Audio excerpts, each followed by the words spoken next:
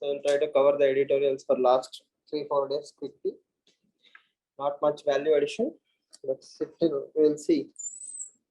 So the main question you can think of this particular article is South Asia is the least connected area.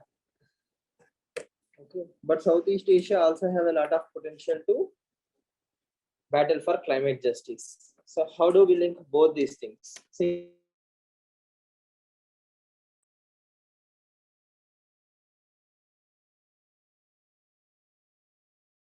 geographical, cultural, historical ties between these nations and use it for other things. If you see the world map, Southeast Asian countries, India, Myanmar, Cambodia, Laos, Vietnam, these are the least connected countries. Okay. Earlier, we have made efforts like BBIN, Bangladesh, Bhutan, India, Nepal, BBIN. BBIN methods have been tried, but they were not successful. We have a lot of issues, and most of our Southeast Asian neighbors are dominated by China. So China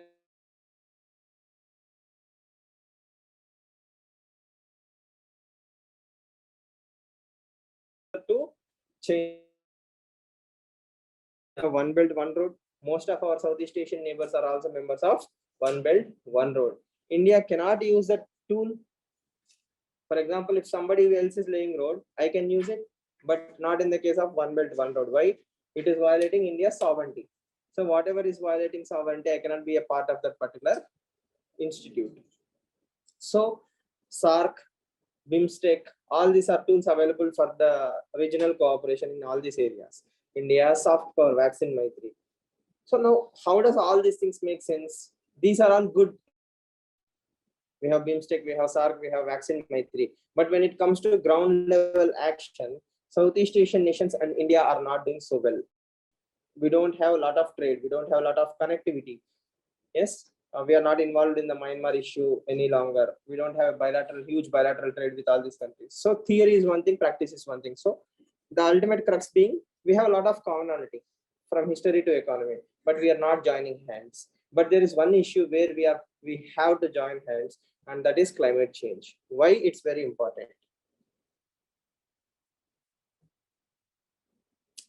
The third pole. The third pole. What is third pole? In the context of multipolar. No, not in the context of multipolarity, the context of climate change. What is third pole? You know South Pole, you know North Pole. Yes or no? Apart from South Pole and North Pole, the Hindu Kush area of the Himalayan region is known as third pole. Why? It has the largest freshwater ice anywhere in the world at third pole, and it is home to a lot of glaciers, right? And 10 largest rivers in the world originate from these glaciers. Okay, so the interconnectivity is almost all the Southeast Asian nation, India, either you take Pakistan or dependent on either tributaries. So if glaciers dry up or if glaciers melt quicker than anticipated, it will lead to a lot of water crisis in this particular region. The region which is very perennial will become barren. Okay, so India is already fighting for climate change, net zero emissions, demanding $1 trillion. All these things are being done. But collectively, if the Southeast Asian nation comes together, because we all have something to lose commonly, if collectively we raise our voice, we might have better impact. So that's the story. Okay, while you are joining hands for climate change, you can also join hands for trade, development, infrastructure. CDRI is one thing. Climate disaster, coalition for disaster resilient infrastructure. We are sharing SAARC. A lot of things are being done by India, right? So we can pull all these countries and raise our voice for the welfare. Why? We collectively crash or we collectively rise. There is only one option.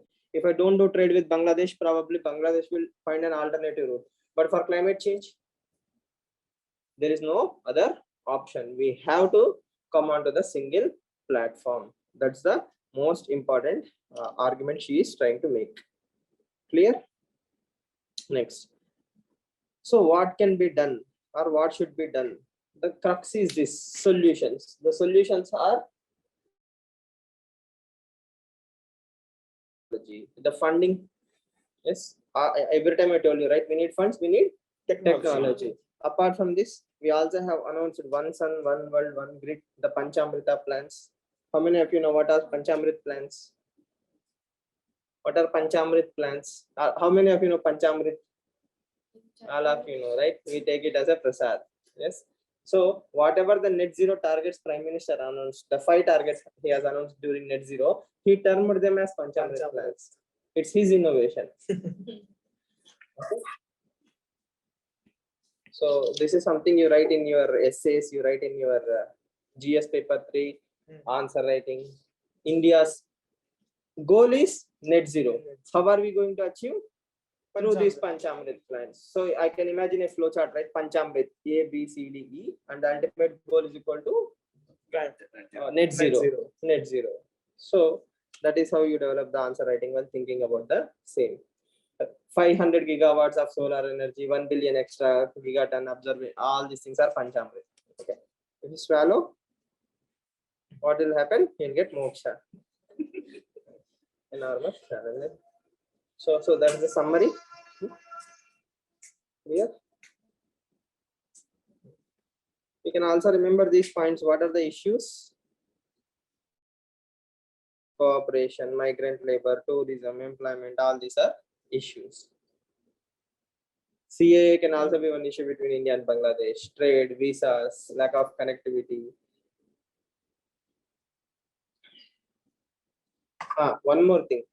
If we don't allow these countries because of lack of migrant labor or other issues, tomorrow they might have a high potential to become climate refugees.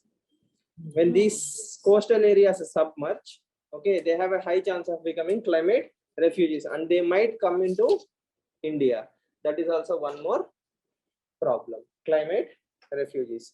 So we have everything to lose, a lot to lose. So that is why we need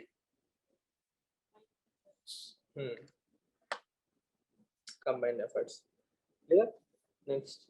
India's 5G leap is about empowering or powering tomorrow. Okay. So what is 5G technology? And all these are basic prelims questions. Multiple times you will see the latency is low, the speeds are high, so on and so forth. Now, why do we need to take advantage of the 5G technology? What is the single most important impact? Industry 4.0. Smart development. Smart development. We cannot do that with 4G. Communication will be much more easier and faster. Communication will be much more easier and faster. So what are the layers in adapting 5G technology? First of all, there is a digital divide. Already 4G is not penetrated throughout the country. So digital infrastructure has to be upgraded. Yes. Next, even more important is upgradation of your existing mobiles, handsets. The society has to be adapted to the 5G, at least in the metro stations. Now, normally speaking, we think in the layman terms. That means we think it's for better Netflix or all those things. But 5G has a specific objective, that is the rapid industrialization. Okay, 5G has a potential to rapid industrialization. So, or we can say industrialization can be made into a effective way using 5G technology. What we call as paralleling.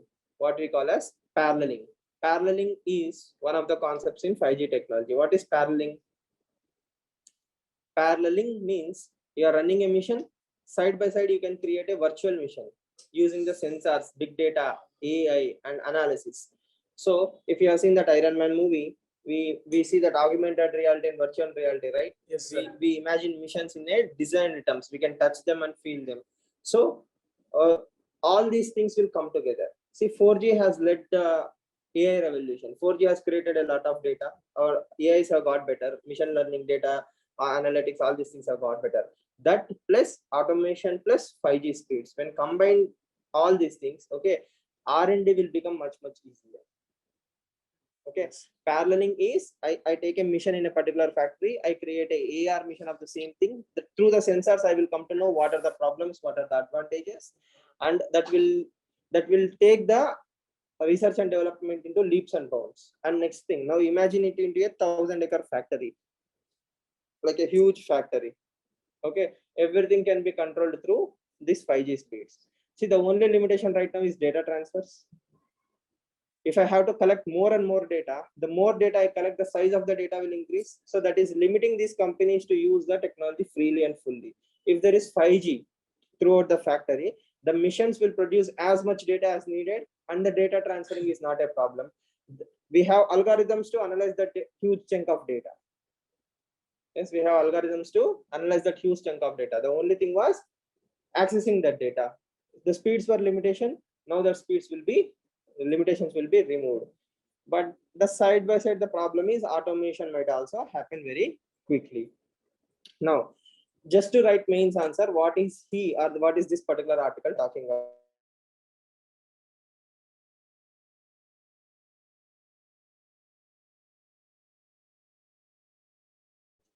$3 trillion. Okay, that's a huge amount of money.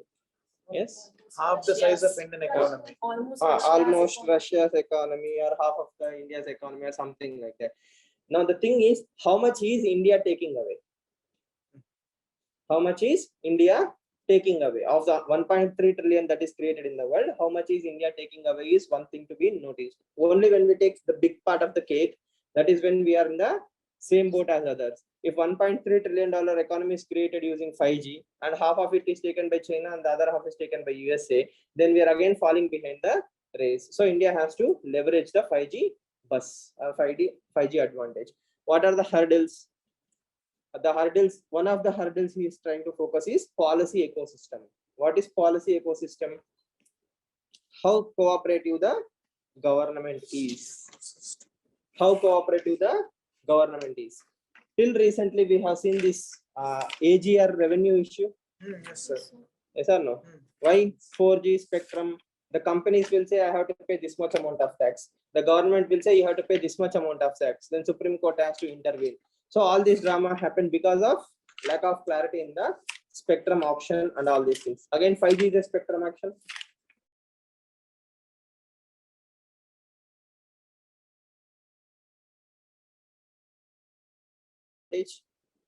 Let's say government companies or one or two private companies are capturing all the market, then the other companies are suffocating. It should not happen.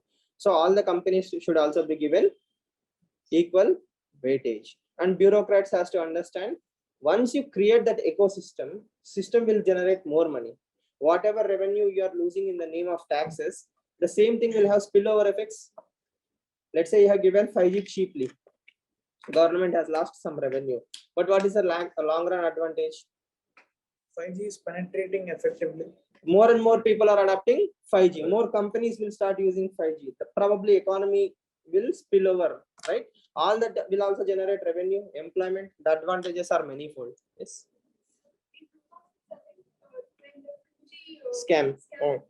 Did they also think the same way that when we give it lower rates, that is a long-term outcome. That is evident for everybody to see. Even if you see today, India is the country with the cheapest internet rates. Okay, thanks to A Raja, we have, because of the scams, we are used to all these things. In reality, what they thought was use it as a political tool. Okay, to be honest, the then chief controller of Auditor General was a BJP plan, Team B, right? He gave that huge statement.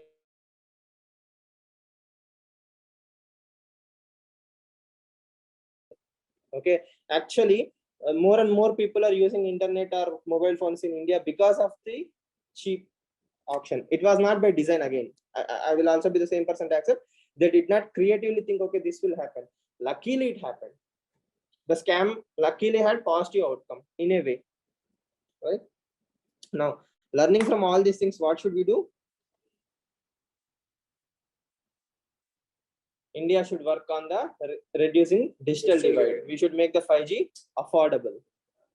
Yes, and the policy continuation should be there. One day you will come and say, this is 5G, this much amount of taxes has to be paid. Tomorrow you will come and say you have to pay more taxes.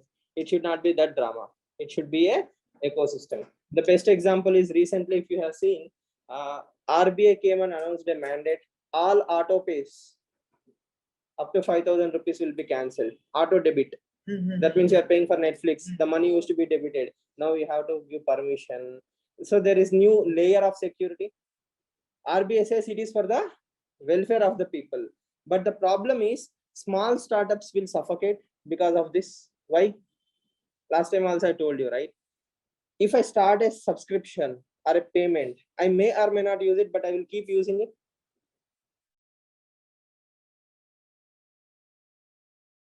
That particular service, right? So this is how you suffocate the ecosystem. You may not understand the long-term ramifications. You might be asking, sir, it is saving money for the people, but in the initial days somebody has to sacrifice.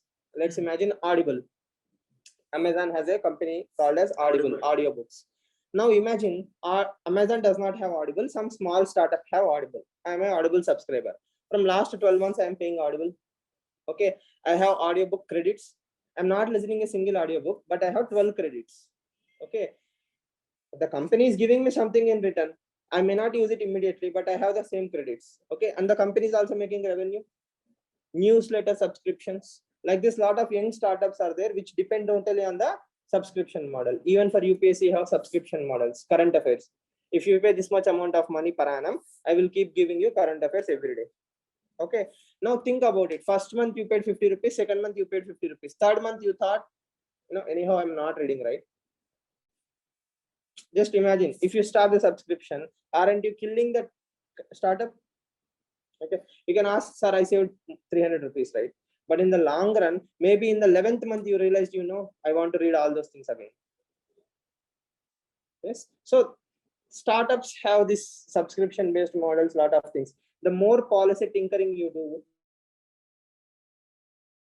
ramifications. You should not do policy tinkering. You should keep the system more or less stable.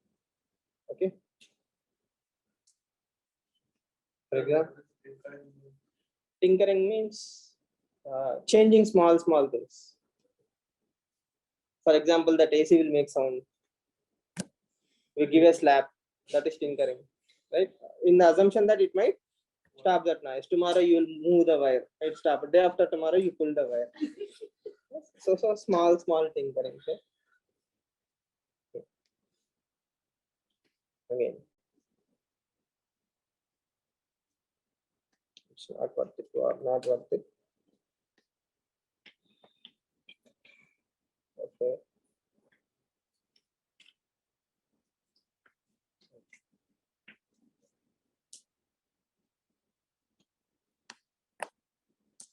So this is cost of prohibition governance article. What are the important things about governance? Again, you may or may not see all the ramifications. For example, Bihar government, when it came to power, had a progressive policy that I will ban all sale of alcohol. Okay, you can also parallelly take one more state, that is Andhra Pradesh. What did Andhra Pradesh do? Raised the rates. It banned membership. It banned the sale of alcohol through private membership. That means you won't have any license for selling of alcohol. Only government will sell alcohol. What did Bihar do? Total ban of alcohol. 2 systems. And I think in Tamil Nadu also you have this TASMAC MAC system, where only government will give license to certain areas or certain shops where they can sell the alcohol. Now, first of all, we can think in 3 logical terms. Is alcohol bad? Is alcohol for human consumption bad? It should not be a debatable discussion, right? So it normally speaking, for the larger society, consumption of drugs, alcohol, tobacco, all these things are wrong. We have DPSP. DPSP also encourages the same thing. Yes, DPSP also my students only, right? So DPSP, I fine tune that thinking process also. So you have DPSP. Then what do we have?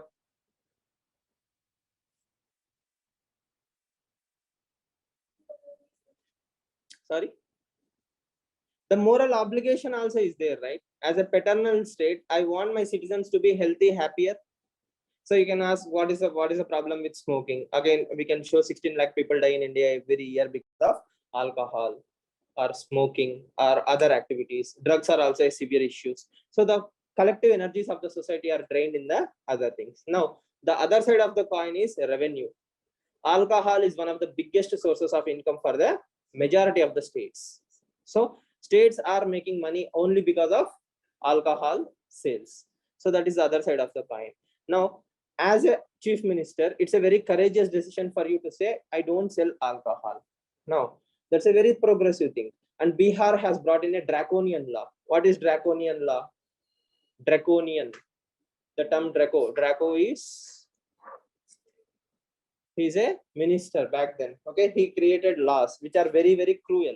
So all laws are draconian laws. That means in Bihar, if you are caught with alcohol bottle, you are supposed to go to jail for 3 years or something. Stringent punishments were there for alcohol. In spite of that, if you see, 3.46 lakh people were arrested in Bihar in the last few years because of alcohol. Okay, that means people are so used to consumption of alcohol. Okay, they don't have any restriction. Automatically, whenever you ban something, parallel economies will be created. The moment you ban something, parallel economy will start. That means bootlegging or desi liquor, what we call as hooch. And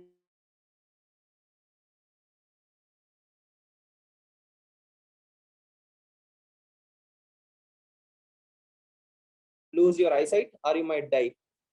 So this has happened time and again throughout the country. Whenever you ban alcohol, you cannot stop hooch, and hooch will lead to tragedies because people are poor. There is no moral when I am poor and hungry. Yes or no? Morals are for people with full stomachs. Yes or no? Why? If I'm hungry, my children are hungry, I will look for an opportunity to sell something. And if even if it is illegal, I will do. That is not a justification, but that is how system works. Right? Now, the other side of the coin is you are selling like Andhra Pradesh government, paternalistic state. You are deciding when to sell, how to sell, and at what cost to sell. Now, from the drinker perspective, it's fundamental right? If he wants to drink, who are you to say no? Aren't we being too paternalistic here if we ban alcohol? What is paternalistic? Father-like, paternal, father-like. Yes or no? Paternalistic means father-like. Aren't you being too fatherly, like you do this, you don't do this? So Bihar government is saying, I'm doing this for the welfare of the woman. Why? Husband will make 300 rupees. He will drink 150 rupees of alcohol every day. Then the family is going to poverty. So I'm saving this.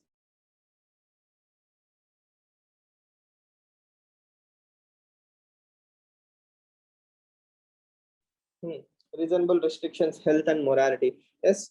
Again, so my point is this. What is the long-term solution? Should we ban alcohol altogether? Majority of the times, ban is not the right term. Educating the people. Okay. Educating the people. Again, the focus should be on the behavioral changes. The focus should be on the long-term behavioral changes. What will happen when you focus on the behavioral change? Again, not only from the user perspective, from government perspective also. Don't sell quarters, halves. Sell only full bottles. Okay, that at a very high price. Yes or no? What will happen? They cannot afford every day. Okay, then they will form WhatsApp groups. Pooling will happen. See, again, people are very smart. If I sell full bottle, the idea sounds very good, but immediately there is a loophole. At 6 p.m., meet at 6 p.m. Okay, why? Together we'll buy a full bottle. Okay, so the long-term real solution is all these things plus government effort to create awareness and improve the life of the people. Ban is never a solution. Okay, and yes, please.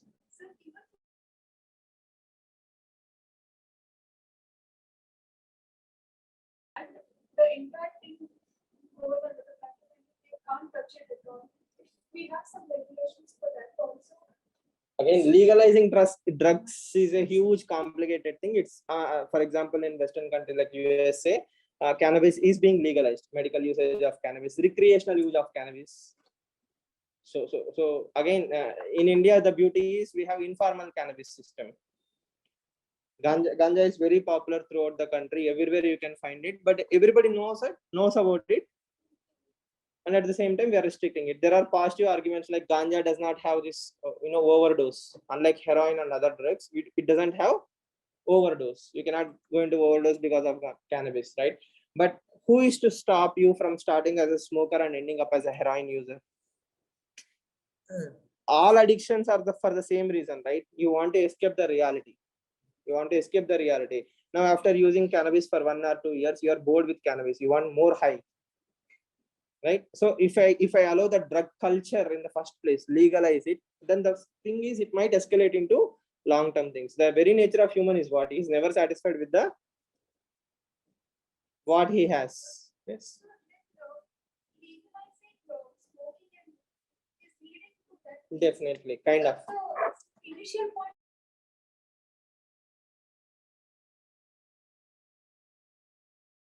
Start looking for newer alternatives. I understand your question. If we ban alcohol and cigarettes, okay, then probably we are banning the drugs also. That is the starting stage. Like anyone. We graduate 10th class, Entry point. the entry point is alcohol and smoking. But probably when there is no 10th class, probably directly people will open MIT website and move.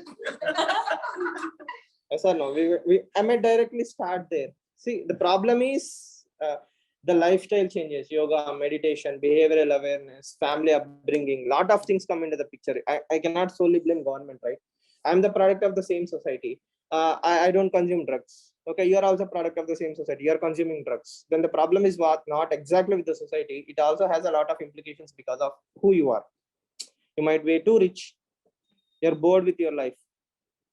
Yes or no? People go into addiction. Why? Who am I? Yes or no? I'm making 1.5 lakh rupees per month or 2 lakh rupees per month. I'm bored to death. I have watched all the Netflix movies. Then what will I do? I will try from some new recreation, pubs, and all this. Think about it logically. It's purely this. This is the sole reason, right? When you have too much money and time to spend, only then you get into the recreational activities. For a daily labor, alcohol is his escape from the reality. He worked from morning to evening, and he's so tired that to him. So that's his thought process. Okay. So there are so many angles to this entire debate, but morally speaking, we should move those people out of addiction to the drugs, and we should help their lives as soon as possible. Clear? Yes.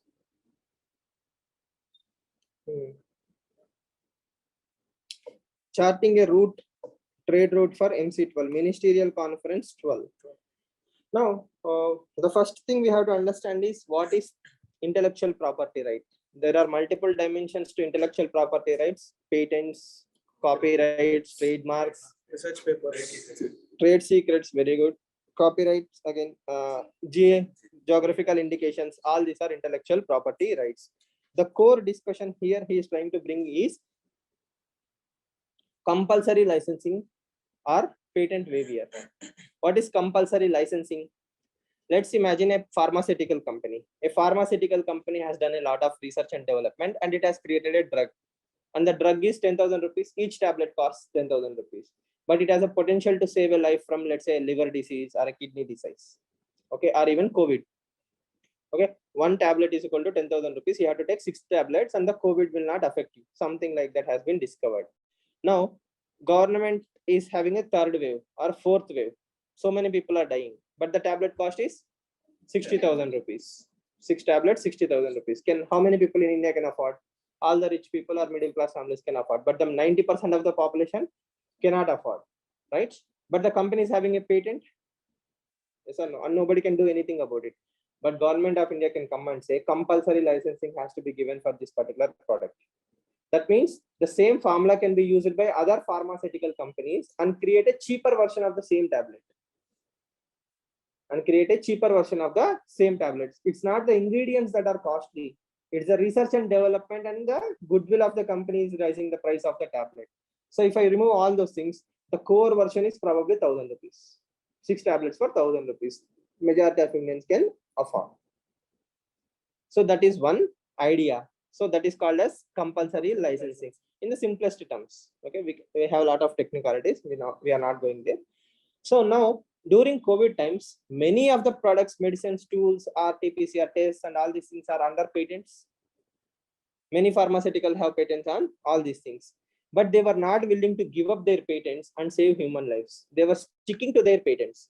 India and South Africa are the two countries which demanded majority of the international companies to give up their patent rights, at least for certain period of time, so that we can save more lives. And the argument is, let's say, very few people, not in this article, there is one more editorial. Very few people in the developing countries or the least developing countries have even got 1% of the vaccination. I think 11% of the population. Okay, that means the world is having the technology to save the lives, but still few people are getting the vaccinations. Why is the gap? I have the technology, I can create it, but I'm not creating it. Why? Patents. Simple argument is patents. Patents are like a hurdle for the welfare of the society during pandemic or emergency times. So all these decisions have to be taken during the World Trade Organization meetings. Okay, if we can create a global consensus during a pandemic, okay, patent waiver should be done or must be done or can be done. And if there is a global consensus on the same, probably more lives will be saved. Right now, we don't have any such mechanism. Obviously, lobbying power of these pharmaceutical companies. Developed nations are not allowing the developing nations to utilize these kind of tools. So these discussions have to happen where? In the World Trade Organization meetings. Next, as we have discussed in earlier classes also, WTO is almost in a ICU coma stage. Yes, sir. WTO is in the coma stage. Why? Nobody respects WTO. We have a general understanding, whatever is working, it will work. But whenever we need a consensus, tweaking and all those things, nobody is invested in rectifying the WTO. Why? Everybody is going for their regional groupings, ASEAN, TPP, RCEP. Like this, every major country has created its own trade blocks, free trade agreements. Well, then why do I need WTO? Okay.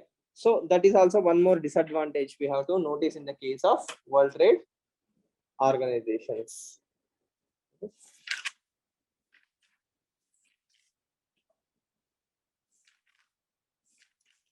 So if the world is really bothered about the poor countries or the least developing countries, then we can come together and waiver the patents, which we are not doing so. Probably Gavi can be one solution. What is Gavi? Vaccine Alliance. Vaccine Alliance, Global Vaccine Alliance. That can be one solution, right? Right now in the world, what happened? Let's imagine 4 or 5 pharmaceutical companies are there. I'm America. I have given 1 billion to one company, to Pfizer, to AstraZeneca, like this. America went and gave money to whom? Pfizer. Pfizer created vaccines. It advanced the vaccine production. And whom did the Pfizer company give the vaccines to? America again. So America is the first investor. America got the first vaccines. First out system has been worked out. Now Gavi is something where instead of giving the vaccines money to Pfizer, next time I will give the money to Gavi.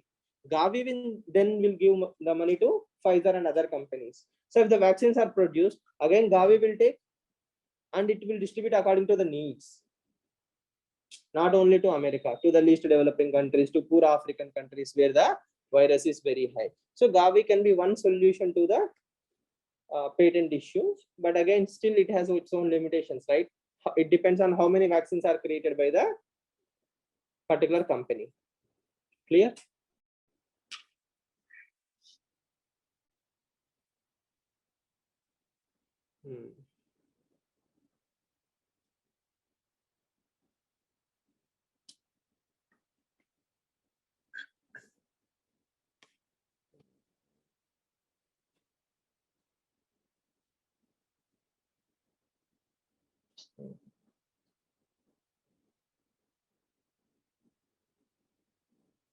Next, one more thing the developed countries are trying to do is promote the e-commerce systems.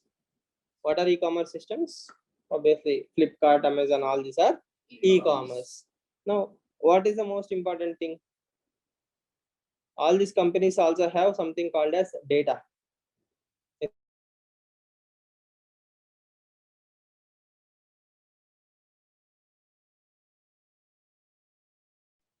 Data localization. What is data localization? That means all the data generated through Amazon India should be within the Indian boundaries only. The servers should be in India, the analysis should be done in India, and the user data of Indians should not leave Indian India borders. Right now, what is happening? Let's say you use Amazon India. The data is sent to USA. The servers in USA will analyze them. Right? That means Indians' private information is in the hands of USA. USA. And who is watching what? We don't know. Right? So some companies have this kind of issues also.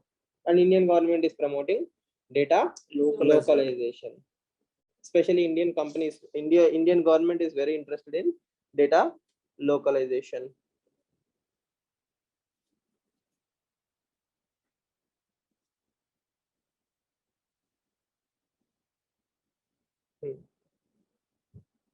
I hope you understand the term, right? Data localization. So again, see, this article is too technical, but I will summarize it for you in UPSC terms. Developed countries have always controlled World Trade Organization, World Bank, IMF. Okay, even if you see the climate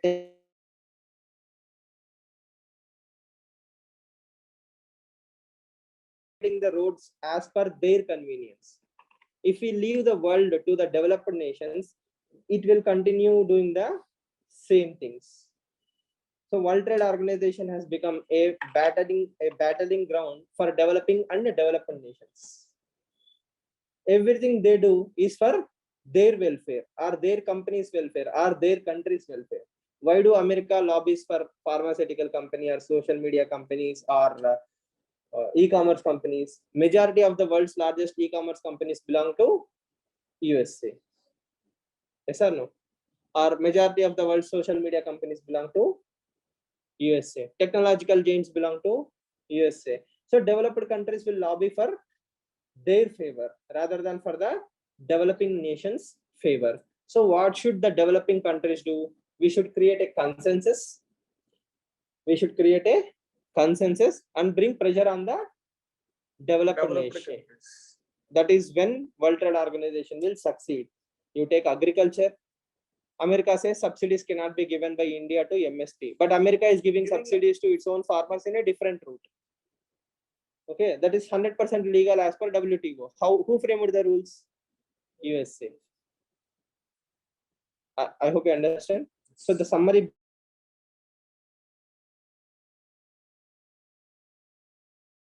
World Trade WTO. Organizations. Who needs World Trade Organization? Developing or least developed countries like India. We need WTO. But who is suffocating WTO again? USA and developed nations. So it's an opportunity for us to save the rule-based multilateral trading system under WTO. If you don't wake up now, if you don't create consensus, what will happen? WTO will die a slow death. WTO will die a slow death. It will be there. It will be like UN, a dummy figure. It is there. It is there. It is not there. It is not there.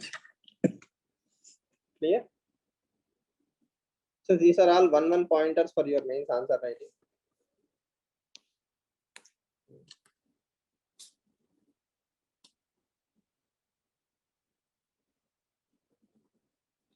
So the right time for India to have its own climate law. Okay. So what are the, see, all these are prelims questions. For example, Environmental Protection Act, Water Act, what are the provisions? What are the various acts in India for climate justice, blah, blah, blah. So the theme is this.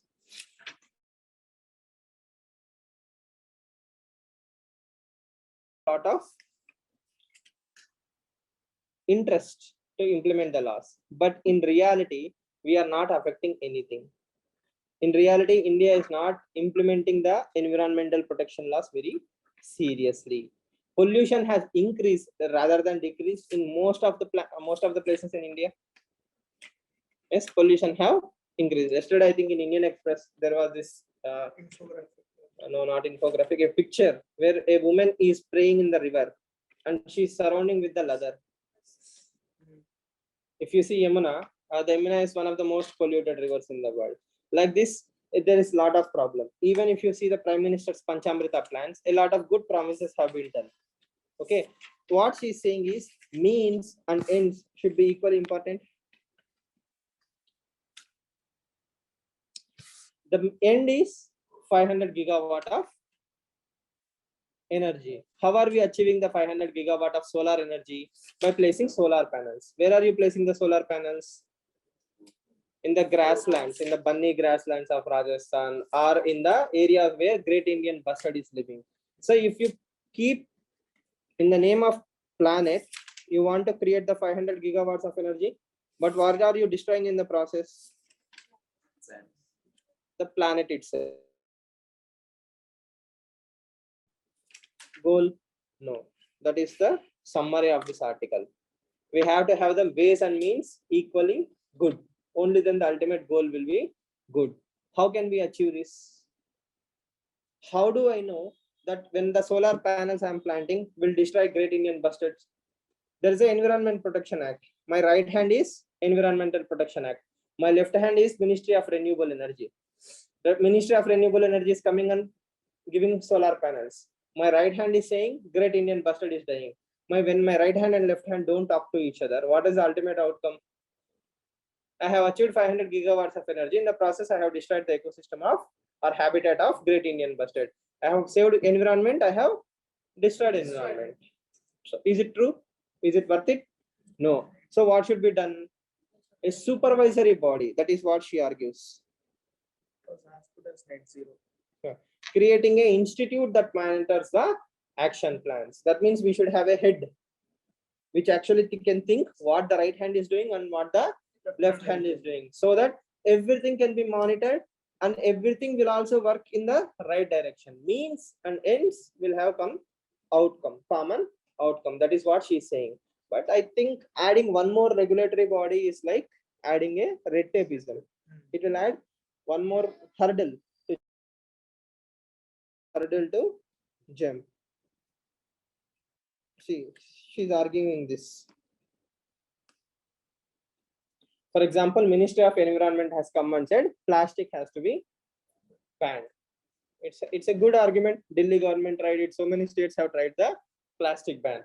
Then what about the employment of the plastic generators? Okay, what are the alternatives to the plastic bag? Today, if I go to, let's say, our Raghavendra Tiffin Center here, I say, give me idli sambar. What will he do?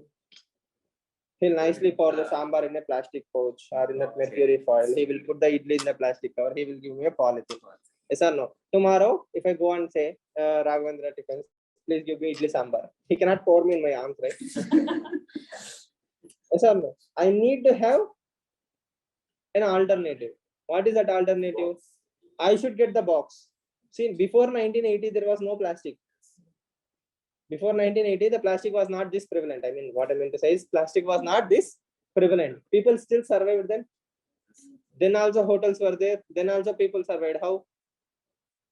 We used to carry our own bags. We used to carry the jute bags. Now we are so used to the comfort that we look for excuses. But in reality, if I carry my own box, Tupperware again, plastic.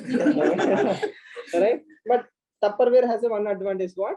I can use it for a long period of time. It's not a single-use plastic. It's not a recyclable plastic. I mean, it's recyclable for after a long time. So the thing is, government has to encourage that alternatives also. Bamboo straws, bamboo cutlery, or bamboo packing material, jute packing material. All these things also have to be promoted equally along with plastic ban. Then we will achieve the plastic goals in a right way. Yes. So that supervisory bodies will create this kind of mindset or ecosystem change in the system is what she is trying to tell. So still this is not addressing the employment problem. Which problem? Employment. Yes. All of us will be unemployed after 2050, right? Yes. Why? Why not?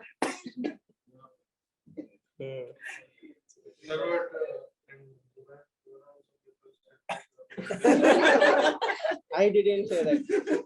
Back then I was not a believer. Now I'm a believer.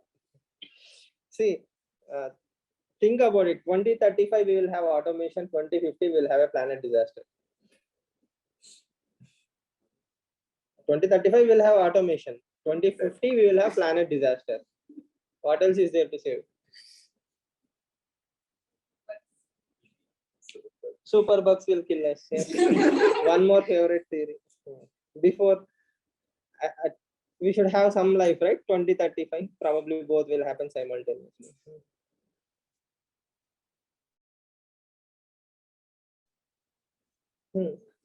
She she's picking up examples on how the country has a lot of policies, on how one policy is not talking to the another policy. Collectively, we have to add this policy. But instead of creating a new supervisory body, we should give more leeway to National Green Tribunal. Probably National Green Tribunal should be empowered in such a way that it will actually supervise. Everything has to be given to National Green Tribunal, so it will be supervised. The problem is literally nobody has a clue on how the ecosystem works. At national level, there is a very good policy making. We have national level acts. But when it comes to implementation, it has to be implemented at the grassroots level. If you have to say mangroves, if you have to save mangroves in, let's say, Srikakulam district of Andhra Pradesh, who has to do it? The lowest cadres in the system has to implement it. Prime Minister, Chief Minister cannot have the interaction, right? With the lowest cadres of the society, and the government departments will be implementing it. They don't have any awareness. They don't have the system. So NGOs help has to be taken. All these things are not happening. Next, the local MLA or MP will always be powerful in that particular area. You take coal mining. Mining is given to one particular acre. Okay, but mining will happen beyond that. Who is not implementing the rules? Again, government. Who has the power to stop the sand mining? Let's say sand mafia. The local BRO, all these people.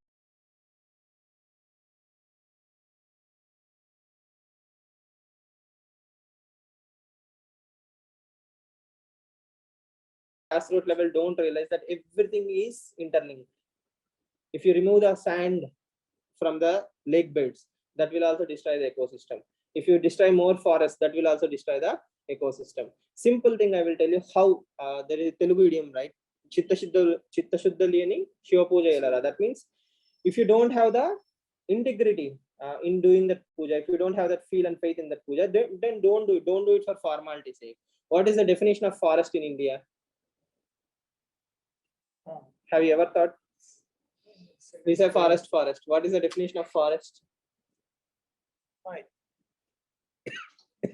Some count is there, so some thousand trees or 1,000 trees. uh, In 1 square kilometer of area, if we have 10% of canopy, then that is called as forest according to Government of India. Just imagine you take any 1 square kilometer of land. Okay, within that, if 10% of area is having canopy means the tree branch, like if you see this top of the tree, that is canopy. If I see from the top, if I see canopy, 10% of area in 1 square kilometer is having a canopy, I will call that area as forest. With such substandard definition, India have 20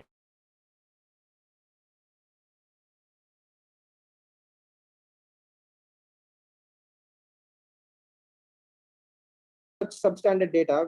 We are not achieving 33%, which is a goal from 1952. National Forest Policy 1950 says we need 33% of canopy. Even with the lowest standards of the forest definition. It's like Prim's cutoff is 10, you are still failing. Yes or no? Even if you put all the options A, also you should be able to clear that. Okay. Then also you are not clearing, you are God. Okay. Yes. So with such, see, just think about it. What is the sincerity of the Government of India? We need to upgrade our definitions. Only then everybody will start working collectively. As long as we have this lax substandard definitions, okay, everybody will assume we have 24% of the forest, everything is fine. What is the dense forest? That is what is needed. If you have dense forest of 22%, then I will say India is doing progressively fantastic. But dense forest is coming down. Other kinds of forests are coming up. For example, commercial plantation is also considered as forest. I will grow bamboo trees. For what? For cutting and selling. That is also forest. Recently, bamboo has been removed from the definition of grass. That's it.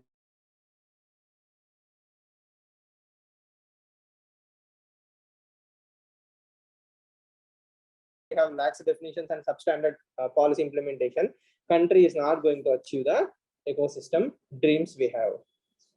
Okay. Eucalyptus and social forest. Again, eucalyptus. What is the problem of eucalyptus? Actually, I am taking it in a negative tone, eucalyptus here. Why? Eucalyptus particularly destroys the entire ecosystem. It does not allow even the grass to grow. If you see eucalyptus plantation, okay, it does not allow the grass to grow. What is it? It takes away all the water from that particular area. Groundwater depletion will happen. Other trees won't grow. That means you have canopy. Technically speaking, you have canopy, but there is no ecosystem. Even in cities, if you normally observe, all you have is either this what we call as kanu jettu. What is that in English? What do we call it? Or this mango tree. Technically speaking, whenever you see the city from the top 5th building or 5th floor or 6th floor, you see a lot of greenery. But the greenery is caused by mostly either neem tree or mango tree. Both of them are not having any ecosystem for birds to survive. Yes or no? So all this is just for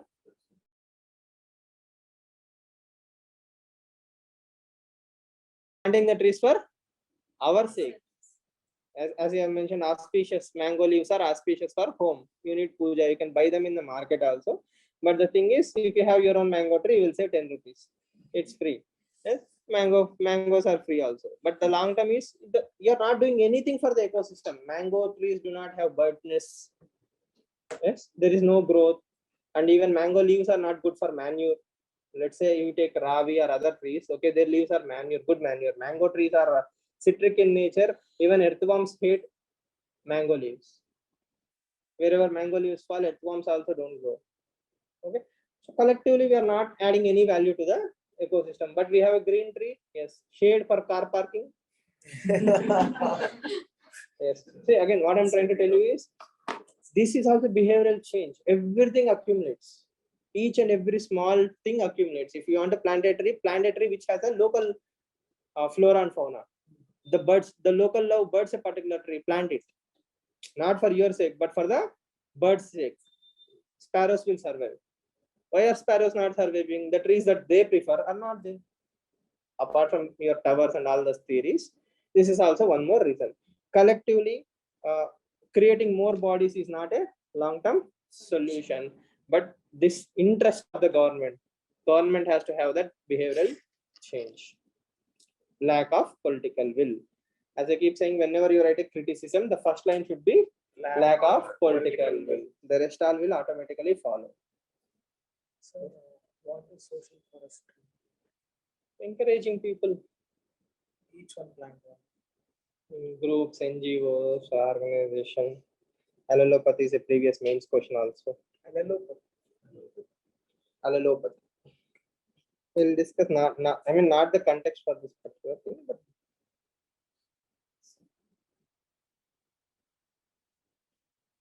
for GS paper 4, GS paper 2, I think this article is very much useful. Indusland refutes whistleblower claim. First of all, whistleblower, there is a Whistleblower Act 2014 in the country, which was not notified by the government. The beauty is Parliament has passed it, but they haven't announced it. Sorry. The other day in politics class we were discussing this. Okay. The government is actually passing law, and it is not being notified. Hmm. Then it is like whatever that comes from legislature is like it is come from the people of India. Hmm. So is this a kind of threat to democracy? This was the debate, so we just recollected. Right? Okay, the same point more or less. Whistleblower. See, what is the core purpose of whistleblowing? The ultimate purpose of whistleblowing is you have seen a unethical act or an immoral act in front of your eyes, and it is too dangerous, or it is bigger than the organization. See, nothing is bigger than the organization you are working for. The immediate outcome of this is the Indusland Bank shares have fallen 12%. Okay, so if you are working in an organization and if you are causing the loss to an organization, is it worth it? Point number 2. Okay, If because of you, the organization will rectify itself, and in the long run, no such things will happen. Haven't you added more value to your organization? 12% temporary loss. I have plugged all the loopholes. In the long term, I have got 24% profit. Did I help my organization? Yes. Did I hurt my organization? Yes. Both are true. Both are facts. Yes or no? It depends on how you interpret. So that is why in most of the case studies, ethics case studies also, we don't encourage the whistleblowing as a first option. Whistleblowing should be the last worst option.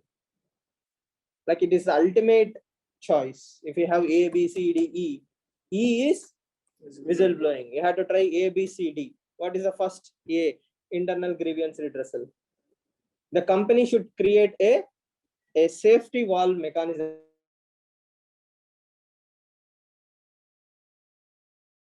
We have done either it's a technical glitch. The joke is they are saying 84,000 loans were evergreen. What is evergreening? Evergreening means I have given you a 1,000 rupee first loan. You are not repaying the loan. It will become NPA. What will I do? I will give you a second loan, 1,000 rupees to repay first loan. So third loan I will give to repay second loan. Like this, I will keep on rotating this cycle. This is known as evergreening of loans. Okay.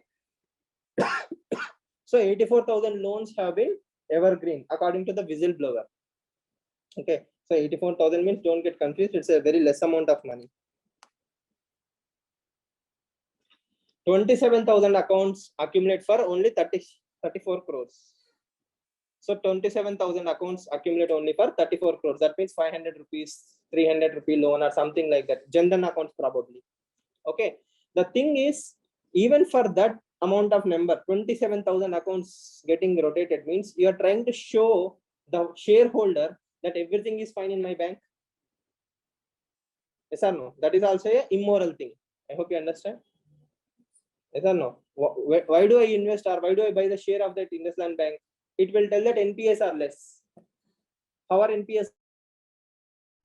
Evergreening of the loans. Okay. But IndusLand Bank has given a clarification. Even after giving the clarification, the shares have fallen by 12%. So all these are ramifications. So it depends on how you look at it. People will say 12% loss is a huge blow to the company. Yes, that is why whistleblowing is never ever encouraged by bureaucrats normally. If you see any ethics solution book written by a bureaucrat, model answers, they will always say whistleblowing is the worst thing. Why? The damage to the institution is long term. That is their point of view. But I personally think whatever whistleblowers do is it takes a lot of courage. And if it is really the last option, I won't blame the whistleblower. I will blame the institution. You should have given him a fair chance to settle the score internally. It's your fault that you allowed him to go out. If Facebook actually listened to that particular Facebook whistleblower, okay, she would not have probably never rectified. Even if you hear to her testimony in the Senate, she is very progressive in the thinking. She says, I want Facebook to succeed, but not at the cost of violation of privacy or manipulation. Yes. Twitter also has done a similar survey. Twitter found similar results. Twitter acknowledged those results. Okay. What is the difference? Facebook done the same survey. Facebook came to the same conclusion. Facebook has hidden those reports. That is why she has to come out. Now, who's to blame? Facebook or the whistleblower? Facebook. If Facebook has not buried those reports, she would have probably never has to come out as a whistleblower. But Facebook will think my profits will come down. My shares will come down. So it's all about profits. And especially in government departments, the discussion of profits never come into the picture. Why? For government, only one thing is welfare maximization. If government has to spend 100 rupees to give you 50 rupees, it still has to do it. The government will never consider money. Government is all about welfare maximization. Clear? Yes. So internal grievance redressal mechanism should be stronger, and goodwill of the companies will also increase if their internal reports are made outside. Think about it. If IndusLand Bank has had a whistleblower internal grievance and they themselves has come out, because of this happened, right? Instead of a whistleblower, if official notification came from IndusLand Bank due to some technical glitch, unfortunately this has happened in our bank, we are sorry. We will make sure our systems are so strong that will never ever happen. Don't you think the goodwill of the company will increase? Yes. It will increase. Goodwill will always increase if you are very honest with the customer. If you try to bury it, it will come back to bite you. Clear? And the consumer is also very aware, ethical. So companies which do ethical business practices have more profits nowadays. Why? Even citizens notice all these things. Sir, but if there is a mistake in the IndusLand brand and they say again will come back and rectify it, then it will be a doubt on the customers that whether to invest there or, and that will I think more customers will join, right? how will the goodwill increase? It will raise doubts in the customer. See, if it is giving you new loans without asking, there is no such bank in the world. I'm more than happy, right? If you go to an ATM and type 100 rupees, But if they themselves comes and tells ours is the problem, so we are trying to rectify it, then definitely people will have some doubts. definitely. Now, that's a very valid point. That is a choice you have to make. You will definitely lose 10% of the customer base, but the remaining 85% might stay with you for a long time. 90% of the people might believe you, right? Okay, this bank is so good that they are putting their problems also in the public domain and they are working on the rectification. See, nobody is perfect. Even the most so-called safest banks in the world can also be hacked or there are problems. Okay, but the trust will increase. You might lose 10 customers, but you might gain 10 more. But immediately we will lose 10 customers, but we don't know whether we'll gain or not. Gain or lot. But now what In happened? the long run, we may gain. We may not gain. But now whistleblower came.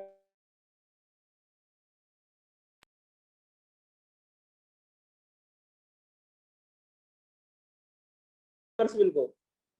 We have a very good bad name. For next 5 years, UPSC aspirants will like whenever whistleblower issue comes, they will write your name.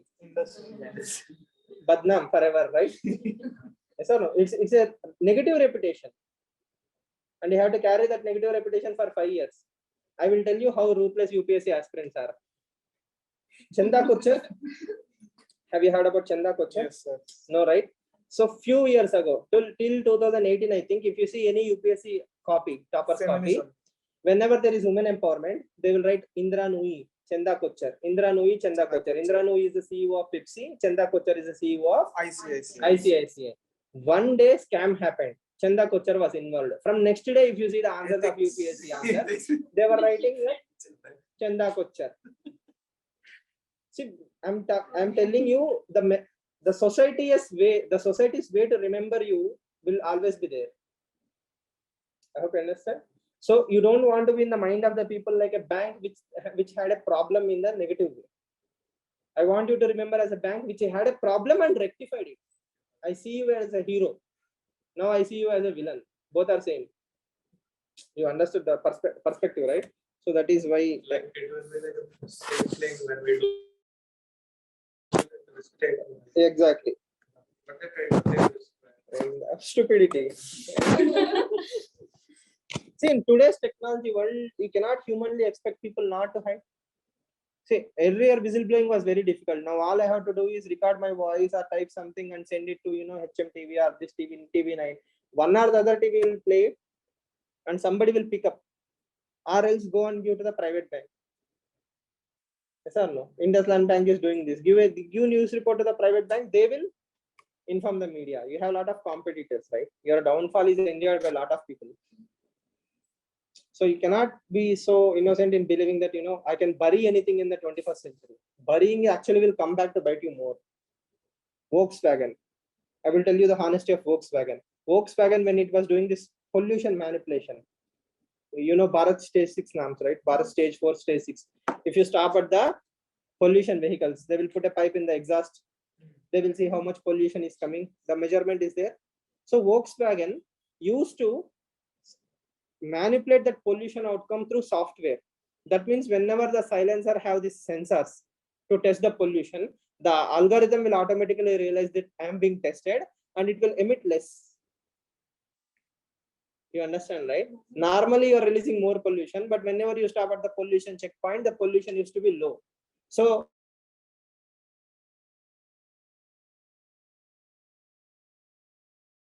from day one, they had a war chest.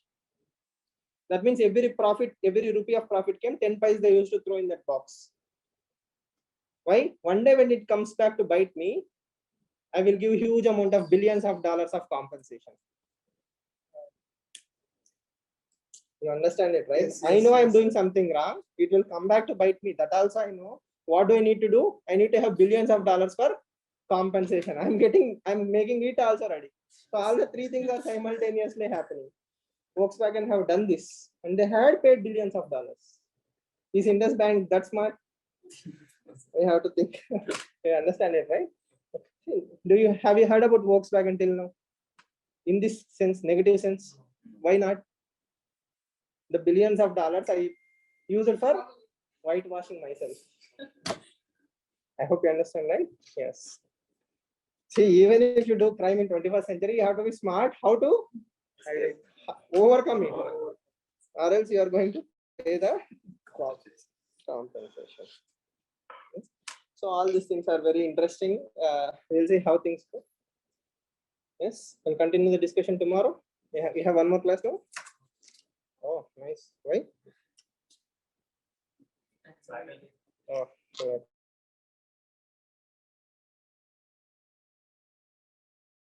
Came across with a term called card tokenization. Hmm. So what is that? What is card tokenization? What is tokenization?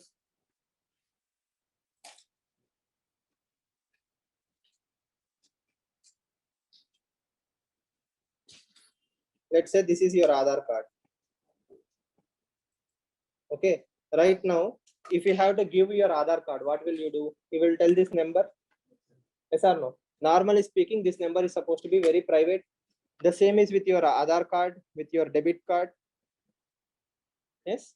Next, if I know your debit card, let's say this is your debit card 3/22 and your CVV 123. Can I use your card? Yes. All I need is a SIM clone and I can use your debit card happily. This is a normal usage of the thing. So in most of the websites we save card. It will be a pre-tick and we will put the tick. That means the company have your number is this CVV. If someone from the company clones your SIM card, for example, they go to the bank and they will say, I lost my card, SIM, and let's hypothetically they have given you issued a new SIM. What will happen? I will get OTP. Then I will draw your money.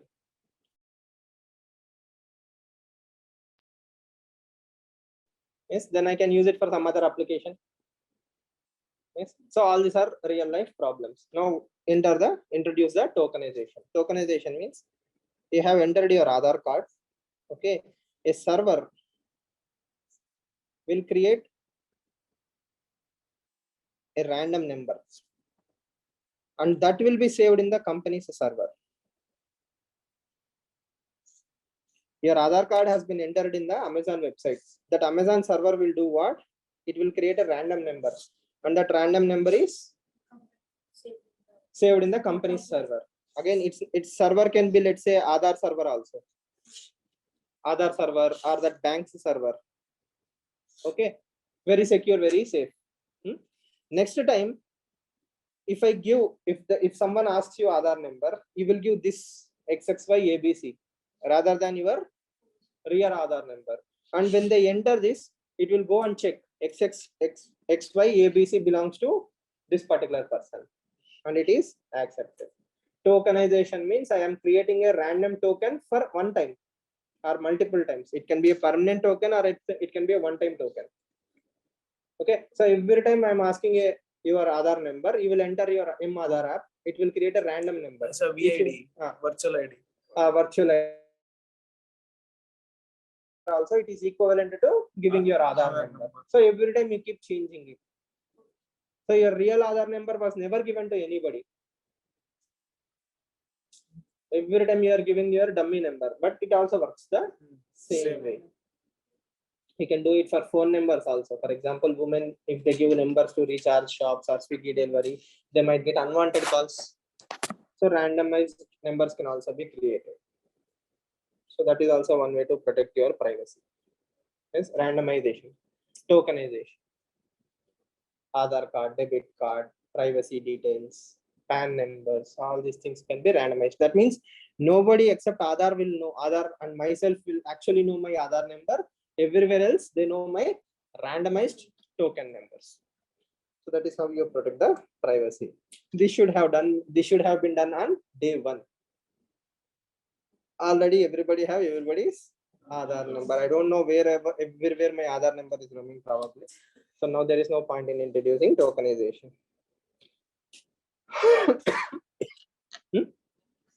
So this is called as privacy centric design system.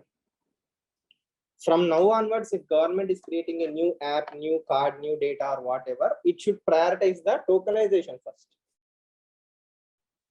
Okay. And should also give us an option to change our Aadhaar numbers, fancy number, buy your Aadhaar numbers, pay 399 only. Yes or no? No? You don't want a fancy number? How many of you remember your Aadhaar number? Verbatim, without looking at it. You can reproduce. No? Only 3 people?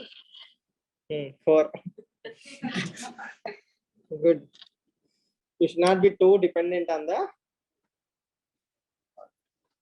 digital memory, right? You should know at least your own Aadhaar number. So that is a very important thing in the real life. Okay, then. See you all tomorrow then. We'll continue the discussion. It's a 12-digit number, right? Yes. 13 digits. 12. 12.